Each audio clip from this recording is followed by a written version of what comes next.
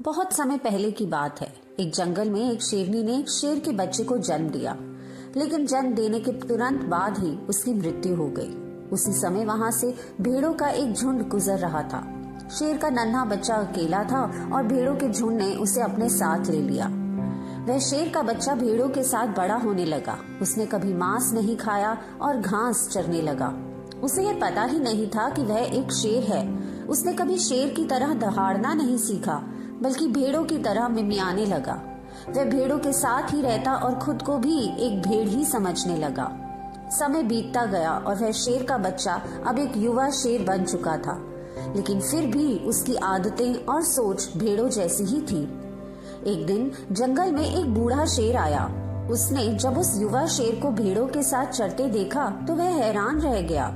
बूढ़े शेर ने झुंड पर हमला किया, जिससे सभी भेड़ें डरकर भागने लगी। उनके साथ वह युवा शेर भी डरकर भाग गया। यह देखकर बूढ़े शेर को बहुत आश्चर्य हुआ। उसने उस युवा शेर को पकड़ लिया और गुस्से में कहा, तुम क्या कर रहे हो? तुम एक शेर हो, फिर भेड़ों की तरह क्यों भाग रहे हो? डरे हुए युवा शेर ने जवाब दिया, मैं एक साधारण भेड़ हूँ, कृपया मुझे छोड़ दो। बूढ़े शेर ने उसकी बात सुनकर नदी की ओर खींचते हुए कहा, आओ अपनी असली पहचान देखो। जब युवा शेर ने पानी में अपनी परछाई देखी तो वह चौंक गया। पहली बार उसने महसूस किया कि वह भेड़ों जैसा तो बिल्कुल नहीं दिखता, बल्कि बूढ़े शेर जैसा दिखता है।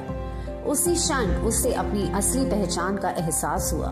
उसने जोर से दहाड़ लगाई, एक शक्तिशाली शेर की तरह। उसकी गर्जना सुनकर पूरा जंगल गूंज उठा। उसे अब समझ आ गया था कि वह हमेशा से ही एक शेर था, लेकिन भेड़ों के बीच रहने के कारण खुद को भेड़ मान बैठा था। दोस्तों, हमारी असली पहचान और शक्ति हमारे भीतर ही होती है, लेकिन अगर हम गलत माहौल में रहते हैं तो हमारी सोच भी उसी के अनुसार ढल जाती है। अपनी शक्ति को पहचानें, अपने डर और संकोच को दूर करें और जीवन में शेर की तरह आत्मविश्वास के साथ आगे बढ़ें। आशा करती हूँ आज की कहानी आपको अच्छी लगी होगी। कृपया वीडियो को जरूर लाइक करें। चैनल पर पहली बार आए हैं तो सब्सक्राइब जरूर कीजिएगा। धन्यवाद।